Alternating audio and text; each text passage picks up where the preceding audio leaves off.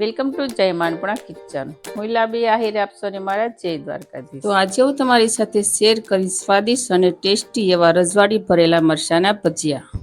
તો ચાલો હવે આપણે જોઈ લઈશું રજવાડી ભરેલા મરચાંના ભજીયા. રજવાડી ભરેલા મરચાં બનાવવા માટે આપણે પહેલા મસાલો તૈયાર કરી લઈશું. તો મસાલામાં પહેલાં મેં અહીંયા લીલું લસણ લીધું છે અડધી વાટકી જેટલું. તમારી પાસે જો લીલું લસણ અવેલેબલ ન હોય તો તમે આની જગ્યાએ સૂકું લસણ પણ લઈ શકો છો. ત્યારબાદ અહીંયા લીધી છે 1 ચમચી જેટલી વરિયાળી, 1 ચમચી છે આખા ધાણા, સૂકા ધાણા આવે છે તે. ત્યારબાદ 5 ચમચી જેટલો લઈ લઈશું મરીનો ભૂકો. ત્યારબાદ આપણે લઈ લઈશું ભાવનગરી મોળા ગાંઠિયા. આ સવાણું છે તે મિક્સ બધું સવાણું આવે છે,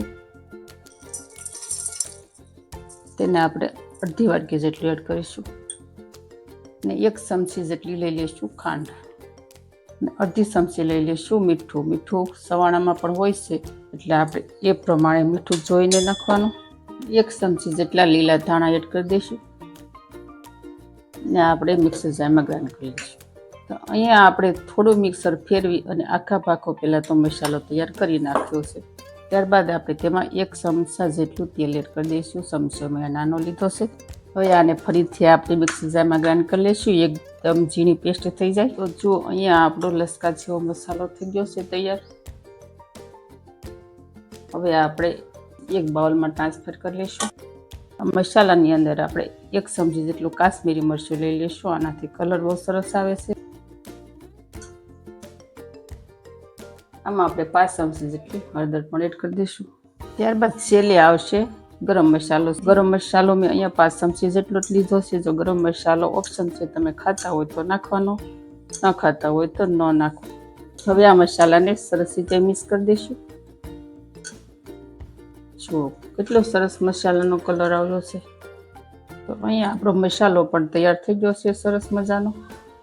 હવે આ મસાલાને પણ આપણે અત્યારે સાઈડમાં મૂકી દઈશું.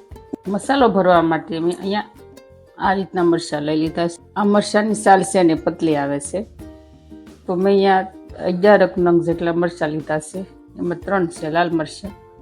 આ લાલ મરચાં પણ ભરેલાના ભજીયા બહુ સરસ બને છે. તો મરચાંને આપણે કાપા કરી અને બીનો ભાગ અને રગુનો ભાગ થોડોક કાઢી લઈશું. આ મરચાં છે ને ખાવામાં મોળા હોય છે. જો આપણે આ રીતની રગોને બે કાઢી નાખશું.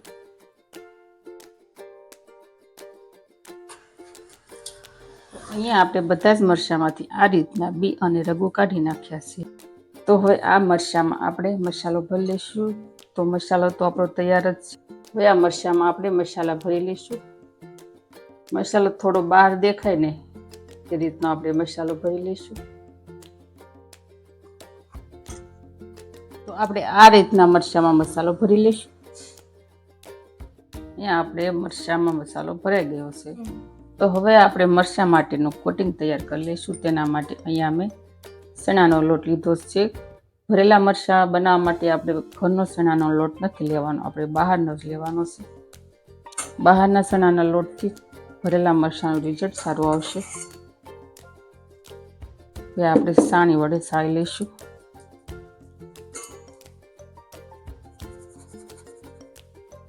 તો અહીંયા આપણે લોટ પણ સાળી નાખ્યો છે. હવે તેમાં આપણે 5 ચમચી જેટલું મીઠું એડ કરી દઈશું અને થોડું અડધાથી અડધું લીંબુ એડ કરી દઈશું.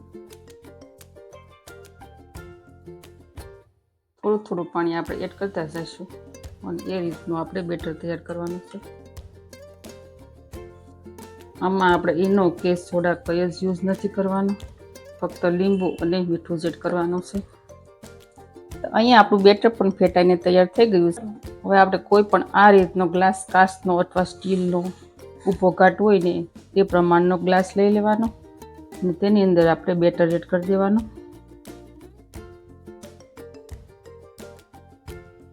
ત્યારબાદ આપણે મરચાંમાં કોટિંગ લગાવી દઈશું. હવે આપણે તળી લઈશું. હવે આ મરચાંને આપણે ફ્રાય કરી લઈશું. આ મરચાંને આપણે ફ્રાય કરવા માટે મેં તેલ પણ પહેલેથી જ ગરમ થવા માટે રાખેલું. હવે આપણે આમાં ભજી એડ કરી દઈશું.